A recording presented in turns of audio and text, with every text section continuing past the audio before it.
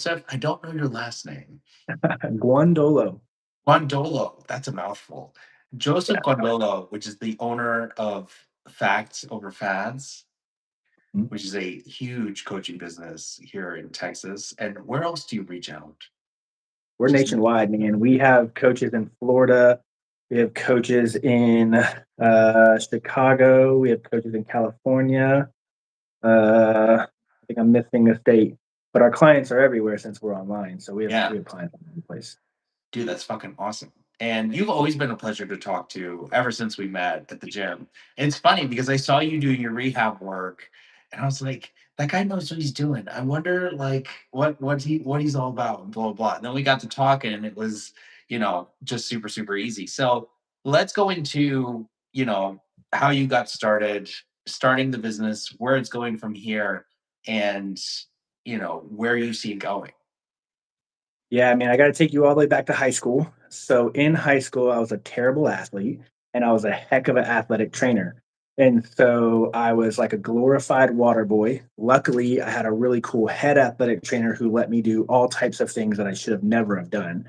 And so setting up athletes on E-stim and doing their therapy and rehab when they would get injured and setting up ice baths and all of these things and working really closely.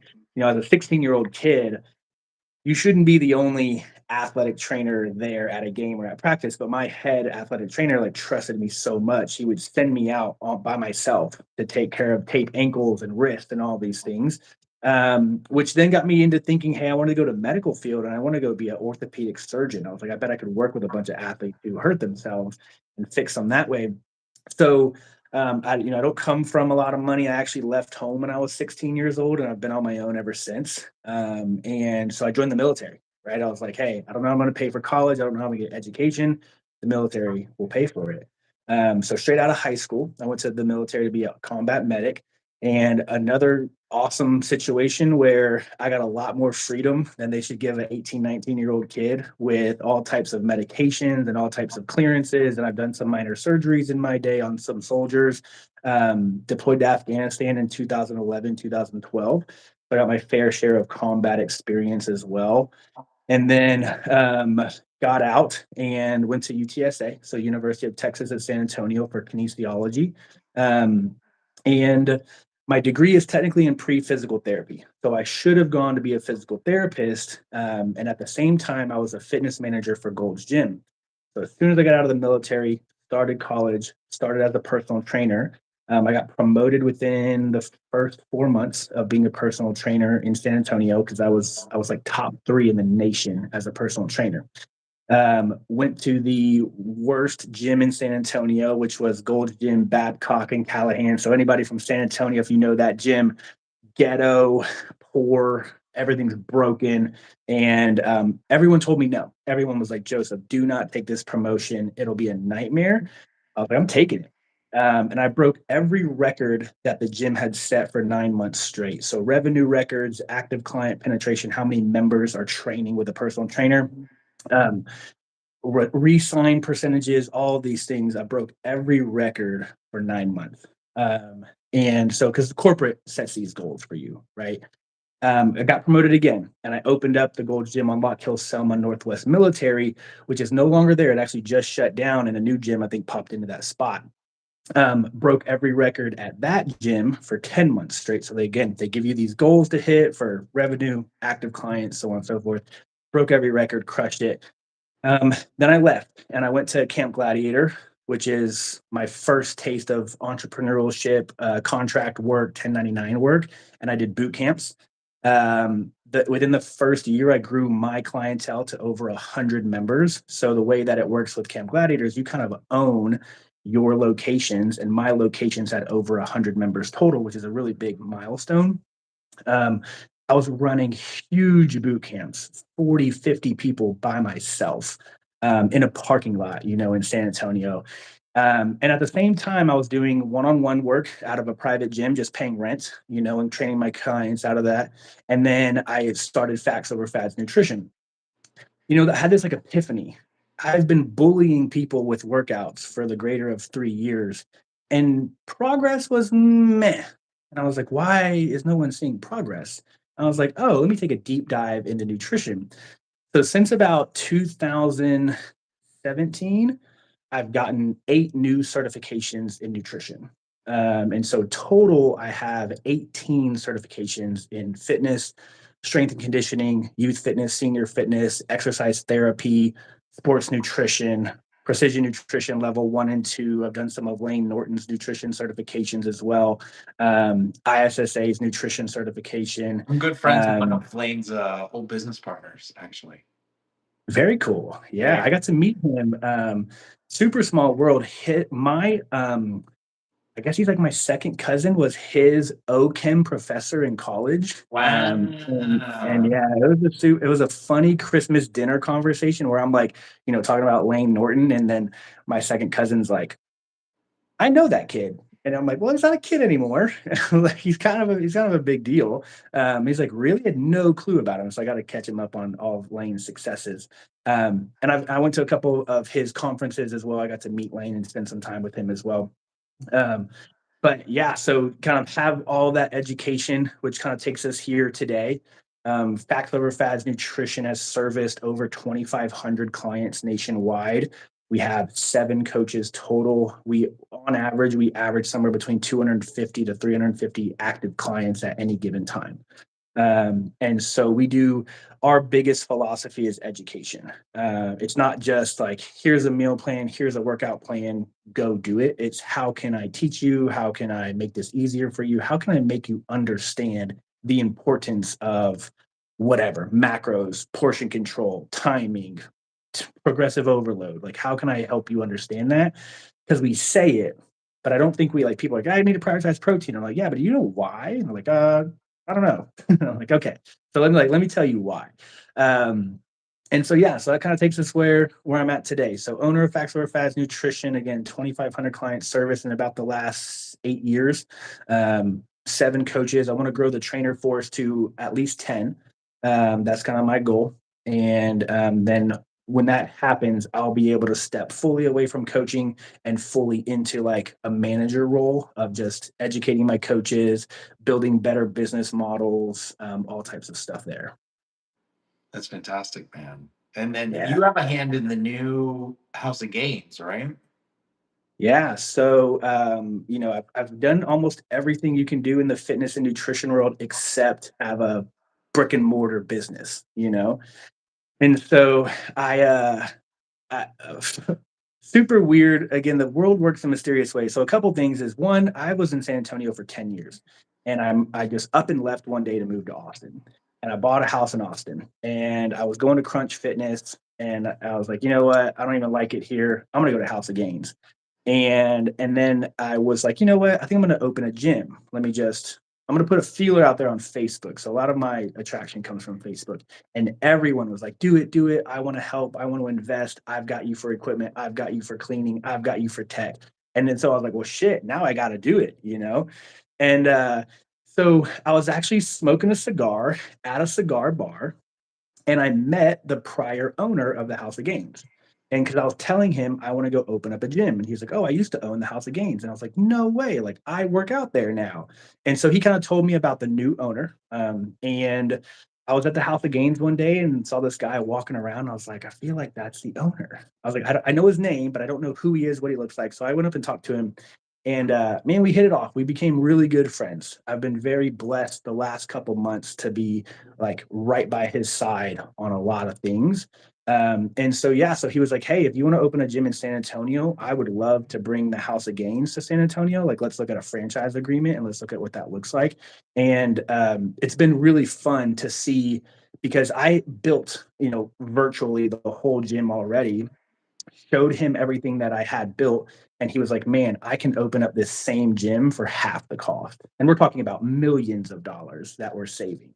And so it's always great to know people. And the owner of the House of Gains knows a lot of great people and has a lot of great connections, which is helping us save tons of money. Yeah. And he's a great business minded guy. He's really active in the gym.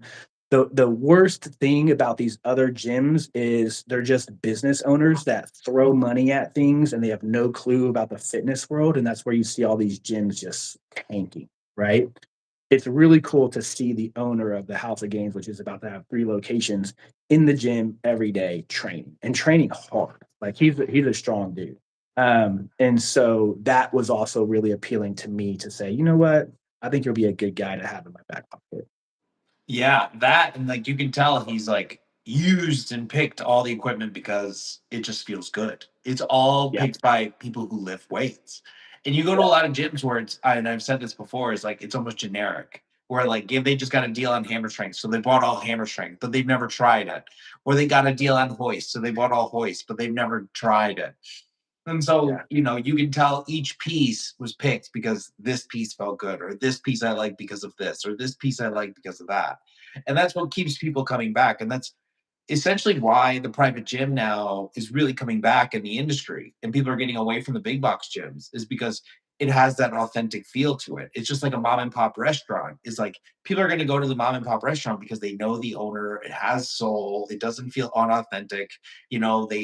They feel they have more of a genuine experience there versus the big box gym or the big box restaurant. It's kind of like like you know what you're going to get. It's kind of like soulless experience.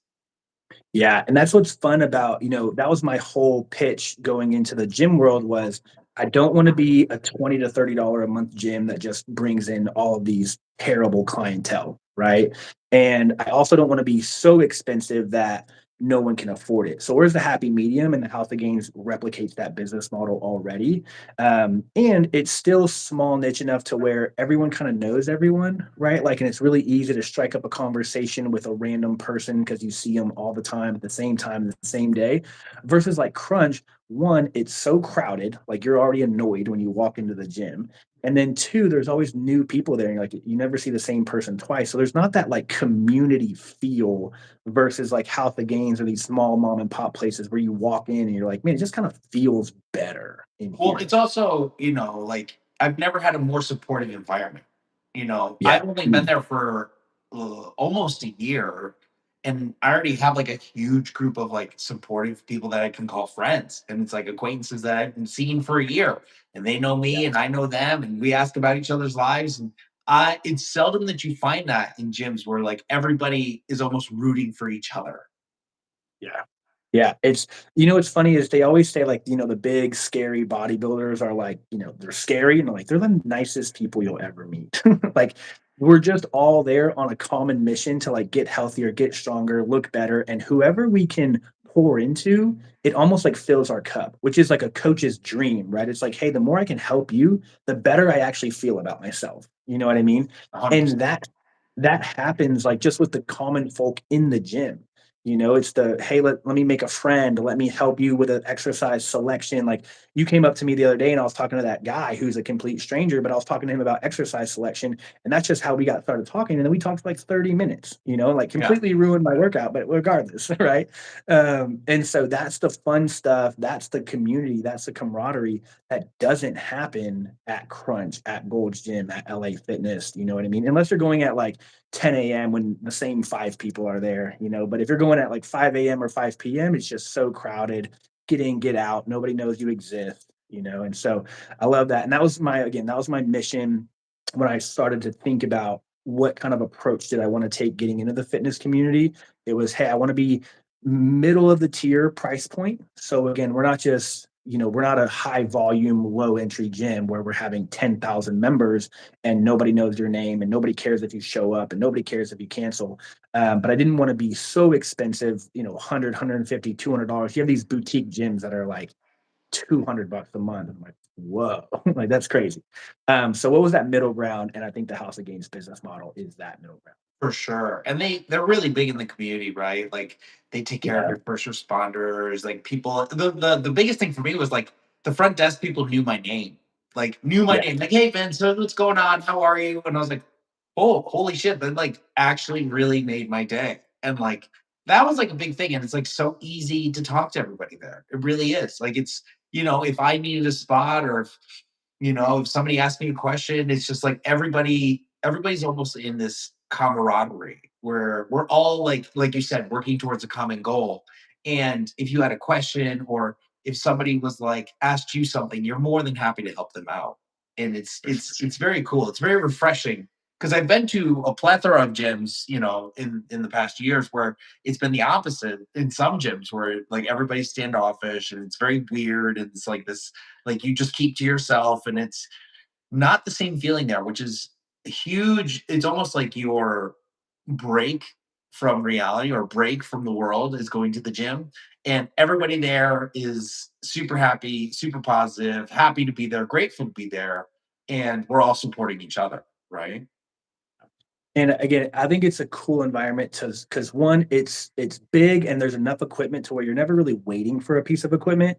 And so that's also huge. So many people have a stressful day at work and then they go show up to Gold's Gym and there's 80,000 people in there, and you're now stressed out at the gym because there's nothing available and you're like walking through a concert almost of Yes. people. And you're like, gosh, this just can't get my day can't get any worse, you know? And so I love that. And again, it's like everyone keeps to themselves until there's like an opportunity to make a friend, you know? And there's just not this like cliquish randomness that goes on at some of these other gyms. It's just like everyone's there working hard, trying new things, working with coaches. Like it's cool to see the coaches coaching. You know what I mean? Not standing behind the desk and on an iPad. Like that's my biggest pet peeve is like a coach just on their phone, and whether they're tracking the client's workout or not, it's so frustrating. It's like, That used to where's the bother point? me when I used to work at Equinox, man. They used to bug Yeah. shit. They wanted me on the iPad, and I was like, they're like, "Are you logging everything in? Are you tracking everything?" I was like, Sally doesn't need to progressive overload on her leg extensions. She just needs to work really hard. Yeah, it's crazy, right? And that was my philosophy too with personal training and Gold's Gym. They were like, "Are you tracking?" Back then, we didn't have iPads. We had like booklets, and they were Oh no. carrying around a clipboard and writing in everything. I was like, "No! First of all, I'm gonna be so busy writing, I can't have a conversation. And if I can't have a conversation, then I can't build my relationship with my client. Exactly. So if you And if I watch me can't, train, if you watch me train ever, I never have my phone on me. Never. yeah, I have my yeah, water and that's it. And I am 100% you. I get 100% of me. I was like, you're paying me by the minute. So yeah." because you pay me by the minute, you get every minute of my attention. Yeah, and people don't understand it, and again, to your point, like, we obsess over the programming, and it's like, it's not really that important. It's if your goal is to just maintain lean muscle mass or get some more functionality, like, you don't care if you max out, again, your leg extensions or whatever. Maybe 10% of your clientele as a trainer will care about that stuff. The other 90% is like, "Keep me strong, keep me moving, keep me sweating, keep me having healthy body composition. I don't care how we get there, just get me there," right? I just did a group workout. It was two people, and they both wanted, like a lower body development. And I was like, okay, we're gonna do, some high old school high volume leg press. And they were both like, I had no idea I would get so like have so much glute development from the leg press. Every time I do the leg press with you, they're like, my glutes are so sore. I'm like, how do you think guys built their glutes before the hip thrust? Before the Like, hip thrust. The hip thrust is new. A lot of people like yeah, yeah, hip it's thrust brand wasn't new even a from Brett Contreras and all that yeah, jazz. it wasn't even a thing 5 years ago. You know what I No. mean? And guys had Like developed glutes back then too. So it's like, yeah, some people just like really like want to overanalyze it when in actuality, and I tell my clients this all the time, is like effort is king. Like if you come in and like here's where programming goes wrong too, is that a lot of people will overdo their CNS because of work and lack of sleep and kids and all the things. And then they come in for a workout, they want to just overload. And I'm like, no, no, no. Your CNS is not there today. We're yeah, going to pull this back to 70%. You're going to walk out of here feeling really good. But if I had you progressively overload on every movement today, we're only risking injury. yeah. The relative risk of injury is huge, and I think a lot of people don't understand it. And again, so I mean, picking a good gym to work out in is like 80% of the battle, right? You want to walk into a gym where again you feel comfortable, you feel de-stressed, you feel motivated, whatever, because life sucks. Like your 9 to 5 sucks, family sucks, it's stressful, it's busy, it's chaotic. Like when you walk into the gym, it should be your happy place. You know what I mean? But then Yeah. if you come in and you just get bullied for an hour and there's like no real purpose other than to kill you, and then you go back home to your killing environment, your chaotic, like it's just like, hey man, we've got a lot of negative stressors going on. There's like almost nothing positive happening. I have And a little routine for my people where they warm up for 5 to 10 minutes on the treadmill. Because if yeah, you're gonna do 5 to 10 minutes on the treadmill on my time, there was this like an Equinox thing. They said if any trainer puts somebody on a treadmill, they should wear a ski mask because they're robbing them. And I was like, I I'm love it. stealing that the rest of my life because so Yeah, they come yeah, in 5 minutes early. They warm up before they get to me, always. yeah, They warm up before they get to me. And while they're warming up, this is like a requirement. You put your phone on airplane mode. Unless there's like something going on, like an emergency or whatever, fine. But I want 100% of you here so that you can relax. And I always tell people this too is like, it should feel like a massage where it's mildly uncomfortable, but you leave here feeling better. right. Yeah. And again, I think in progressive overload can happen many, many different ways. And so Mhm. it's not just did I lift heavier today? It could be a bigger range of motion. It could be more reps. It could be, hey, we got stronger, but we left more reps in the tank, right? We're like, hey, I Yes. like where it used to be really hard, it used to be like close to failure. I probably could have done three or four more, but we're like, hey, cool, just stop there. You're fine. Yeah. Let your nervous system calm down, give your body a break. But then on it's some and I always talk to people a lot. So like most of what I do as a coach now is therapeutic, behavior change, seasonal analysis, right? It's like this season of life we're in is not the season where we're going to go balls to the wall and just Mhm. kill you during your workouts and keep your calories strict as possible. It's like we just need to enjoy life for a little bit, not backtrack, maybe make a little bit of body composition progress just because we're prioritizing protein and we're prioritizing strength training. But like, we're not like, this is not the season for you to crush it, you know? Yeah, a lot of it is like just getting them to avoid binging or getting them to avoid the pitfalls, right? Where I had a girl, she was freaking out, like kids not sleeping, she's not sleeping, like working full-time job, missing the gym because she has to be home with the kid. And she's like, I just want a donut and I'm super stressed. I was like, half, half, half, Yeah. half.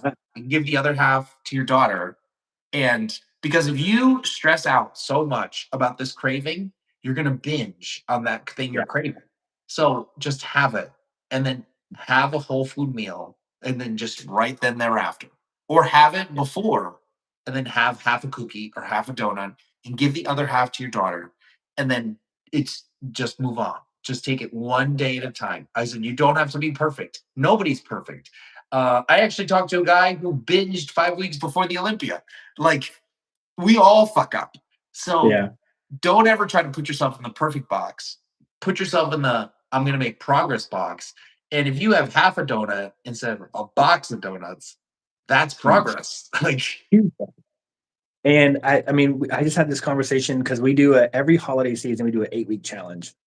And so we give them 3 days, like complete days of you don't have to log a single thing, you don't have to monitor your nutrition at all. And but a big talking point is balance. Like, what does balance look like for you? Right. So sometimes it is, hey, go eat the donut and just get right back on track. Because the more you obsess about not having the donut, the more you yes. want the donut and the more you hate your current health plan, whatever that plan is. You're like, this plan is so restrictive. I hate it. This sucks. I can't wait to be done, which is my biggest pushback on like 75 hard, right? We get a lot of clients who Yeah. want to do Oh man. 75 Yeah. hard. I And never liked it. Never liked it. I'm like, hey, cool. You did something really hard for 75 days, but you completely ruined it on day 76. Congrats. you know? And Yeah. so that's the tough part. My biggest thing when I make plans is I'm like, can you do this for a year? Yep. Can you do this for a year? Mhm. And they're like, yeah, I could do this for a year. I said, then it's sustainable. I was like, because if you can't do this for a year, I don't want it. You know what I'm Yep. saying? Where they're like, a lot of these things is like, I always preach this. I was like, there's no bad foods, there's just overconsumption. Yep. There's no bad foods. They've done studies where they had people live on gas station food and McDonald's and still lost weight. I said, Yep. what matters to me is that you can create habits that we stick to, and you don't get the fuckets if you have something off plan. And that's the number one thing is like if someone gets the fuckets and completely binges on whatever, that's the lost battle. And even if they do, which is going to happen, is you don't demonize it or you don't shame them. And like that's the biggest thing too, is getting people out of the shame mindset. This like this guilt, the guilt spiral where it's they feel bad, they do extra cardio, or they restrict even more. I increase calories. I'm like, okay, you binged yesterday. We're going to increase calories. And I do this for myself, is like during the holidays, I increase calories.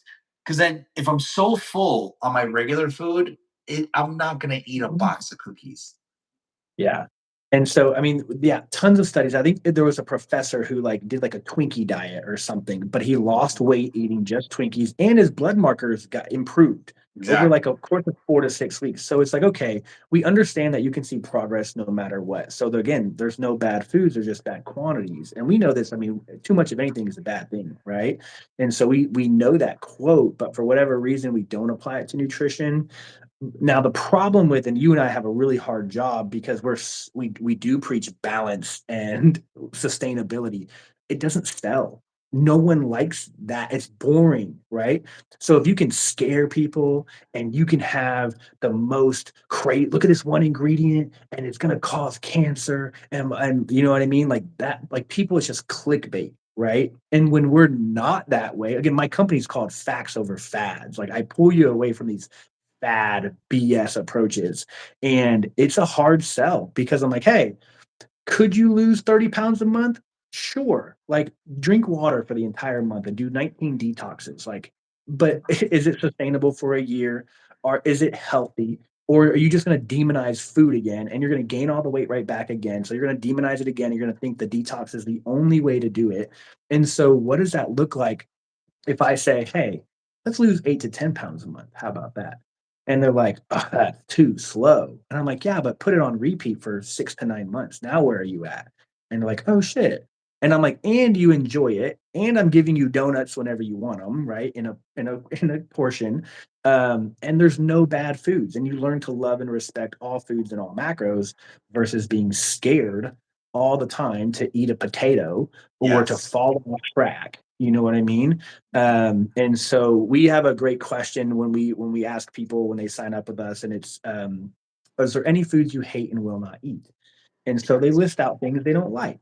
And so I'm not going to give you a meal plan or a grocery list with foods you don't like. And so it's already that much more enjoyable. You know, there's been so many clients who are like, my coach gave me this printout of a meal plan and it's got quinoa on it. And I don't even like quinoa, but I have to eat it. And he didn't tell me, or she didn't tell me anything else I could have. And so I've just been eating miserable quinoa for 6 weeks and I hate my life. And I'm like, that's terrible. Like, you know what So I mean? I actually, in my intake, I do this. I do this on purpose. Is I have them list. I'm like, what's 30 foods you love and enjoy? And they're Yeah. like, 30? That's a lot. I go, yeah, like it's a lot. And so they'll have pizza on there or cookies or whatever. And I'll have healthy versions of that. But I also include in their plan, like, hey, there's 400 calories here of free calories. You can have a Yeah. Snickers bar, you could have half a donut, you could do, ice cream, 400 calories of whatever you choose at the end of the Yep. day. But so long as Yep. you're getting this protein goal, these macros and fiber. But with that being Yeah. said, I always create a menu off of 30 foods they love and enjoy. So then that way, if it's based on the foods they already like, I know that they're going to stick to it. And I always ask them to, I was like, do you like this? Could you do this? And they were like, yeah, I could definitely do this. I said, okay. Because I'm not going to put asparagus in someone's plan if they don't like asparagus, especially like stuff like tilapia and cod and like and Coaches regardless, love people tilapia. can't even afford that kind of stuff. Like eating cod every day and salmon every day. Some people can, but the majority cannot. And so you have to make it fit for the person. Are they an ER nurse? Are they, a? I have somebody who's a traveling veterinarian. Like I'm not going to put them on 6 meals a day. I'm going to put them on three because they're not going to have time to eat every 2 hours. Yeah. And and that's the fun for a coach. It's a puzzle. Your client is a puzzle. And you've got to piece together not only their grocery list, but their right calories and macros and their right programming for their workouts and their rest days and their bad days and so on and so forth. And it's a puzzle. And giving them the comfort that says, hey, I'm going to tell you right now, you're going to fuck this up. And it's going to be okay. It's going to be totally fine. And I'm really transparent about my meals, my mess ups, my injuries, like because I think coaches also on social media, they paint themselves to be the perfect specimen. And Oh I'm yeah. like, you're not. You're not. Don't stop. Who are you lying to? I You know? literally I'll take pictures of my cheat meals and send it to Yeah. the group chat for all my clients to see.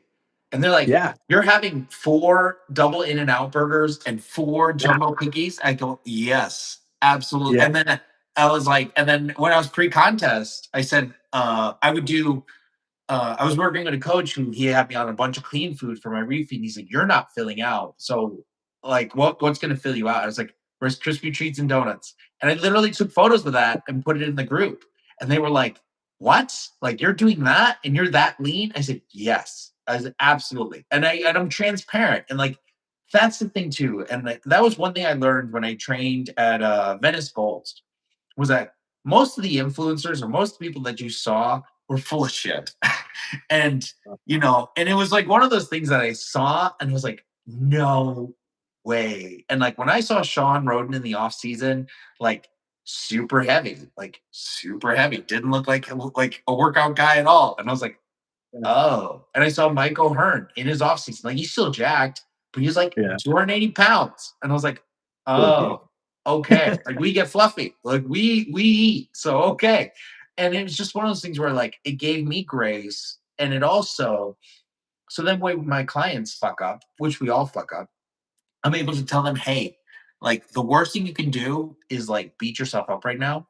This is gonna happen. Cookies aren't going away, ice cream isn't going away, none of these foods are going away. Just give yourself grace for enjoying them and then just put one foot in front of the other. Yeah, I think you ask a really important question, which is, do you like this? How is this enjoyable for you? Can you do this? Can you see yourself doing this for a year? Coaches don't ask that. They say, here's your 8-week plan, here's your 12-week plan, go, right? Like, fuck it, suck it up, do your job, blah, blah, blah, blah. And because I think coaches get stuck and it's a lack of education. I'm an N of one. I look good. I got a nice butt. I've got nice arms. I'm going to go coach people with very little education and very little experience and just make them do things my way. And I think I'm doing them a good service because look at me. And I'm like, you're actually doing them a disservice because they hate their programming, but they think that's the only way to see progress. So they give up and quit and they never want to work with a coach again and they never want to try again because you made it so impossible for them to be successful just because you had a nice butt or just because you had nice arms or nice abs, which you've had since middle school. And so it's like between education and experience, like I was a combat medic. I had no clue how to sell. I was not a salesperson. I was not a trainer. I was nothing. When I got to Gold's Gym, my fitness manager, Lawrence Brown, great guy, was like, Joseph, I want you to train as many people for free as you humanly possibly can. Talk to every single person. You're not making any money anyway, because if you're not training, you're not making any money. So he's like, you might as well at least be in front of someone while you're sitting here doing nothing. But he was like, train as many people as possible and get as much experience as possible because you think you're going to write some perfect program and the clients are going to follow that program and you're going to be slapped in the face because they're going to all fall off track. They're all going to have hiccups and you need to learn how to coach them through those things. And that's my best piece of advice to any coach starting out is just go get the experience and get the feedback. Am I doing my job as your coach? What could I be doing better as your coach? What do you think you need to be more successful, to be less restrictive? What does that look like to you? And a big thing that I started a couple months ago is asking them, I want you to go ahead and plan your bad days. I just want you to plan it. So we know we've been falling off track maybe once a week. Let's just say that. But that fall off track, like when that day came, it kind of slapped you in the face. Like you weren't ready for it. So let's prepare for it. So I want you to I want you to physically and verbally tell me Friday is going to be my bad day. Here's what I'm going to eat. Here's how much of it I'm going to eat. And then here's my plan to get right back on track Saturday.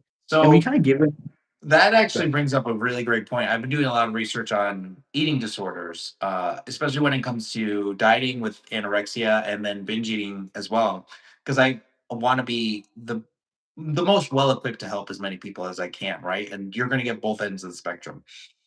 And what I find is that, especially with binge eating, is like if they're binging 5 days a week, like you just said, just plan it. So if I get somebody who is a chronic binger, right, and they really have a very like they're not yet ready to follow a super strict plan, we'll just lower the amount of binging to 2 days instead of 5 days because Right, right. that's still a win. And so for Yeah, me, I would be like, okay, what days you're already decided that that it's going to happen, right? yeah, Subconsciously you've already decided, but what 2 days during this week? And usually what I do is I make it during the week and not a weekend, because during the week you have a much smaller window because of work and other responsibilities and things going yeah, on. And if we just place them during the week, let's say after work or after a workout or like what have you, and I'll even take them and I'll put them through like a higher volume workout. Now I'm not killing them, but just a more a higher volume workout because I know that they're going to do this. And then they yeah. go home, they already have picked out what they're going to have. We already understand it. And I increase their food for the next day. So they're eating Perfect. more calories on a consistent basis, more clean food on a consistent basis, clean, quote unquote, but less calorie dense stuff, but they're more full so that they're less likely to eat as much volume as they were prior. And eventually, what happens is it just becomes out of style for them. It just becomes like exhausting to do this binging because they're Yeah. eating so much on their plan as is. And that's kind of how you break that habit is just have them satiated more often. Mhm. And the binging is like a split second decision, right? So when someone is like, I'm craving a cookie, they just go grab a cookie. So another thing that I learned actually with precision nutrition was buy time. Can I buy go for a walk? And if you go for a 15-20 minute walk and you come back and you still want the cookie, okay, get the cookie. But let's just get out of the environment. Maybe we saw the cookie, maybe we smelled the cookie, or maybe the cookie is always like our default stress, compensation. Like every time I'm stressed, I go get cookies. Okay, cool. When that stressful situation happens, just buy me some time, 15-20 minutes, walk away. Don't make that decision yet, and then come back. And if you come back and you still want it, okay, then have it. But let's buy some time. So it's like my first like piece of advice for people because a lot of times, like when we binge, it's just a natural reaction because we've done it for 10 to 15 years, And so we've got to become cognizant and aware of that and saying, hey, I'm trying to undo 10 years of a pattern recognition where every time I'm stressed, I grab a cookie. Every time I'm stressed, I grab a beer. Every time after work, I get a glass of wine. And I have a buddy, Tyler, who's been a coach for 15, 20 years as well. And he's like, with people who drink every night, they're not even getting a buzz. They're not doing anything. It's just a habit to have like a drink in your hand at the end of the day. And it's just always been alcohol. Well, what if it was like a Coke Zero instead? What if it was like a sparkling water instead? You still can pour it in whatever glass because the habit, like smoking, like 80% of smoking, I think, is just the Oral fixation. pattern. Yeah, it's just bringing something to your mouth. And so alcohol is sometimes that same thing. It's like, I got to have something in my hand. And maybe it's a wine glass, or maybe it's your scotch glass, or maybe it's a can of beer. But let's replace that with something healthier, something lower calorie. So we don't just say stop drinking. We let you keep drinking, but you're going to drink something healthier, right? You're going to replace it with a healthier alternative. Or I'll tell my clients, let's do one alcoholic drink and then one replacement of a 0 calorie soda or something like that. And then one alcoholic drink. So at least now you're spacing it out because you're not going to drink all night. Right. And so you're going to go to bed at some point. And so if you normally have 4 drinks before bed, but I just made you alternate one drink, one water, one drink, one water. Well, now you only had 2 drinks before bed. So there's our restriction right there. But you still had 4 total drinks that you're used to. Half of it was just a 0 calorie soda or a 0 calorie sparkling water or something in your desired glass because that glass makes all the difference. And you get to do whatever your nightly routine was. And a lot of people, I have so many teachers and they binge watch Netflix at night with a glass of wine. And so I'm like, okay, you can keep your Netflix for now. I'm going to replace the wine with something else. And we're just going to alternate one glass of wine, one glass of something else, one glass of wine, one glass of something else. We just cut out 300 calories of alcohol every day, 5 days a week. And it's been super helpful to just recognize those patterns and replace them with something healthier, not remove them. Because having someone quit something cold turkey is very difficult. you know, Yeah, because we don't, I have a lot of experience with addicts and alcoholics and all that jazz. And typically, normally, we don't break habits. We just replace habits, right? We don't break addictive behavior. We replace addictive behavior. So somebody who's an alcoholic becomes a workaholic, or somebody who's an alcoholic becomes just a different, or an exercise alcoholic. They just replace the addiction. So a lot of times when you have that habit that you're trying to break the pattern, just swapping it for something that's less deleterious to their health is the way to go. Or something that becomes a habit, just replace that habit with something else that has the same Dopamine. dopaminergic Yeah. effect, right? Like a Coke Zero or, what have you. Whatever they enjoy a lot, just replace one for the other. And that not only saves them calories, but saves them time in their own lifespan, right? And it becomes not necessarily about just weight loss anymore. It becomes your quality of life. And if you can frame it, and here's the big thing about working with people is that you need to gain their trust, right? And like it's all about trusting the coach. And if I, as a coach, have gotten to a place to where you earn my trust, I can pretty much give you instructions and you'll follow. And that's the number one thing is to work with somebody at a well enough pedigree that they trust you with everything. And so you have to kind of baby step these habits, right? Yeah. To where you can really make a big change, but it's really just earning that person's trust. So that way you can make the big changes. Yeah, and it takes a lot of patience and understanding from the coach standpoint, because again, when you're trying to undo 10 years of a pattern or a behavior, the client is very uncomfortable. It just feels unnatural.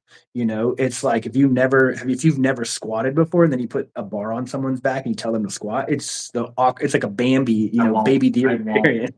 No, I Yeah, won't. I see it all the time. And I'm like, Oh, it please drives get me that. nuts. I was like, that's Please one of do the that. most complicated, like overzealous, like just overrated exercises you could ever do for legs. Yeah, And squat. yeah, like a barbell squat. And I'm like, most Yeah, people are not fucking built for it. And I have a great story with barbell squats. And when I stopped barbell squatting was when I grew legs, honestly. yeah, And I was the barbell squatter for more than a decade. And I squatted my 10 sets of 10 with 315. I squatted my body weight, no, 255 for 50 reps in a set. I did 475 for sets of like, 12. I did all kinds of crazy shit. My legs looked like shit. And then when I started during COVID, only using machines was when my legs grew. And it's not because they're machines, it's because my back and my posterior chain wasn't involved. And, yeah, the same thing goes for every exercise is you have to see the validity in the exercise. You don't just make people do hard shit just to do hard shit. You make people do things that's going to benefit them directly for their goal. yeah. And I think there's 2 ego things, or whatever the word I'm looking for is from a coach's standpoint. And for whatever reason, they feel like if my client doesn't leave the gym crawling, I didn't do my job, right? If my client isn't drenched in sweat, completely out of breath, just physically exhausted, I didn't do my job. So, what the way that our brains work is, what's the hardest thing I can do for them? In the boot camp setting, it was burpees. I would go to these coaches' workouts and it was just burpees all day long. And I was like, "Are you serious?" I actually went to a Gold's Fit workout. So we were part of the launch of Gold's Fit, which is Gold's Gym's version of CrossFit. 2015, 2016, I think it got to San Antonio. It started in Austin first, and then it made its way down to San Antonio. And one of the workouts was like 20 burpees, a 200-meter row, a 100-meter assault bike ride, and then like some kettlebell swings on repeat for an hour. And I was like, please tell me the purpose of this. Please, Yeah. can someone please tell me the purpose of it? Like someone was just mad, had a bad day, and wrote some BS on the board. And it's coming from corporate, right? And then I got to the boot camp setting with Camp Gladiator, and I think the coaches were just, again, how do I make my clients sweat more, feel like they worked harder than they really did? Burpees is the answer. And I'm like, come on, like you've got to fill the space and the time with something more productive than that. Because if you're like, what's the purpose of a burpee? And everyone's like, conditioning, maybe? I don't know. Like, and when people have specific goals, like I want to be more toned, or I want to be more defined, or I want to build muscle in this area of my body, these things where again, if my limiting factor on the squat is my lower back. So my legs are actually limited due to my back pain or due to my back weakness or whatever the case may be. So when you're like, hey, let's go to machines. And now the limiting factor is your legs themselves. Awesome. Now they can grow much better. Um, in the specificity of the machine, right? So, like, there's a machine out there to target each specific leg muscle that you have. And so you get to just have that extra focus and that extra mind muscle connection because Yeah. the squat is so complex. You don't know what you're focusing on. You're just like trying to go up and down as smooth as possible. And you don't know if that's like your back, your glutes, your quads, your hamstrings, your ankles, like what's my neck, my shoulders, like what's going on? And so when you can literally just say, let's go do some really amazing leg extensions, hamstring curls, leg presses, hack squats, things of that nature, where the limiting factors are the muscles themselves, Yeah. not a weak point. That's has nothing to do with legs, you know? Um, so yeah, I love that. I love that approach. Yeah, and most of my sessions are no more than 6 movements, and the Yeah. majority of the Yeah. session is, what do we have to do to get you from point A to point B, and educating my client, building a rapport with that client, building a really strong relationship with that client, pushing them through productive sets. And there are sessions where I know they don't got it, and I'm like, "Listen, I'm sorry, you're cooked. I want you to Yeah. go home and get more sleep." And I've had a plethora of this during the holiday season. Is I have people who work really fucking hard at their lives, at their jobs, at the other 24, 23 hours of the day. And there are days that I'm like, you need to just sleep. And they're down 4 pounds and they sleep. And I'm like, crazy. And, 9 times out of 10, just being a good coach is being able to, A, gain trust in your people, but also be able to tell them when to pull back, tell them when to like they can breathe, and like tell them to take better care of themselves. And like I have a plethora of people where the number one thing I'm doing is, hey, how can we get you to take better care of yourself? And that for me is the most rewarding thing because I have one person I can think of in particular who fought me on it, and then she slept and she dropped 4 pounds, and then Crazy. now she listens to every word I say. And it was like just such an aha moment when I was like, hey, I know you know this, but you are in the sympathetic nervous system all day, every day. And we need you to be in the parasympathetic. How can we do that? How can we get you to relax and sleep and feel better? Because if you feel better, I feel better. And then we all are real happy. Win-win. And, Yes. uh, and that was, like, the biggest thing, and I had that, like, 3 people in a row who I got to just sleep and take 2 days off from the gym, and they were, like, so much better. It was like night and day, Yeah. and, you can't just grind people into the ground. It's just Mm. not gonna be advantageous for anybody. They're not gonna see Yeah. growth, they're not gonna see progress, and it's not as productive as just creating something that's gonna be enjoyable.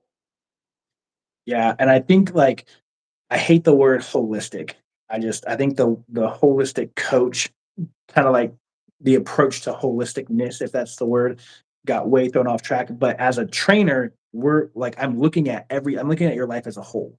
And so I'm not just looking at this hour of fitness that you paid me for, or I'm not just looking at your calories and macros. I'm looking at everything. How's your sleep? How's your stress management? How do you feel when you walk into the gym or when you start your workout if it's at home or when you start your walk at the end of a long day? How do you feel? What does that look like? And if you don't, you're going to do your client a disservice. And a great question that I love to ask is, what do you need to see from a results standpoint to make you feel like you're on the right track? Because they'll tell you. Maybe it's I want to see myself getting stronger. Maybe it's I want to see myself not get out of breath going up the stairs. Maybe it's I want to get in and out of bed easier. Maybe it's I want my body to stop hurting. And so when you let the client tell you here's how I'm going to feel like I'm seeing the progress, I'm getting my money's worth, then you can start to nitpick that. So if you're like, hey, sleep is so powerful. And again, I was very young and dumb at one time. I thought I could function off of 4 to 5 hours of sleep. And I was just doing that for almost a decade. Mhm. And I was actually on a podcast where I fought, and it was more of like a mental toughness podcast, so it fit the script. And this was about 5 years ago, and I was invited to this podcast, and I was like, "Look, if you're not getting ahead in life, stop sleeping. Like, get 5 to 6 hours and fucking grind." You know what's Right, funny is I started getting more ahead when I started prioritizing my well-being. I used right. to be the So, grinder that was up at 4:30 in the morning, and I would train people till 7 PM and then home by 8. And I started resenting my fucking life. And then when I yeah, pulled it back, I cut my hours in half. I started sleeping and I started training people when I wanted to train people. I was 300% better. right, And I was yeah, training, and I instead of training people for 12 hours a day, I trained 3 people at the same time. I trained the yep, same amount of people in 5 yeah, hours that I did in 12 hours, and they were getting yeah, a better version of me, and I was more on mm, top of them, and everyone won. Everybody was winning, and everybody mm, was happy with the service because I, as a coach, was giving a better overall service instead of being yep. exhausted and resentful and hating the service that I was providing. I hate it here. Yeah, and that I mean that again, that was me probably from the moment I joined the military. So when I was in the military, I was a full-time soldier. I was in school doing my associates in exercise science, and I was teaching a BLS and CPR course three nights a week on top of working out outside of the military. And so from about 2010 until 2019, 2020, I was like 4 hours of sleep, I'm good. 5 hours of sleep, I'm good. And it wasn't until like the past year or two where I really was like, I'm getting 8 hours of sleep, one way or another. And I've also learned that I'm much more productive. I think knowing when you're the most productive is very important. I'm much more productive at night. I can work all night long. You make me Mhm. wake up at I'm the 5 same way. a.m. and I'm the work, same way. can't do it. Like I'm mad at 5 a.m. Listen, But you're like, Joseph, I just recently was like, I'm just a night guy. I did yeah, 15 years as a bartender. I'm a night guy. I'm just yeah, gonna make terms of that. If I have to wake up early one day, I will. But I do my right, best work. My best work is from 10 PM to 3 AM. And that's when I write people back. That's when I respond to people. That's when I send video messages. And it's just a calm, very like easy hour for me to do that. But we have to yeah. wrap up, my guy. I really appreciate you being on here. Give everybody where they can find you, how they can follow you, and again, thank you so much for being on. Yeah, super welcome. Joseph Guandolo. I always tell people just Google me. I just think you can write my name in the title or the description, or Facts Over Fads on all platforms. Facts Over Fads on Facebook or Instagram, or factsoverfads.com. And so, luckily, we own the trademark and we we copyrighted everything Facts Over Fads. So that should be us. There shouldn't be anybody else out there if you need to come see us. And yeah, hopefully, more growth in 2026, more sleep in 2026, Yes. um, and all good things, man. Well, I really appreciate you spending the time, man. It's an absolute pleasure. And I'm sure I'll see you at the gym tomorrow. Yeah, I'll be there tomorrow night. I'll see you there. All right. Thank you so much. I appreciate you, man. All right, brother. Bye bye. Bye bye.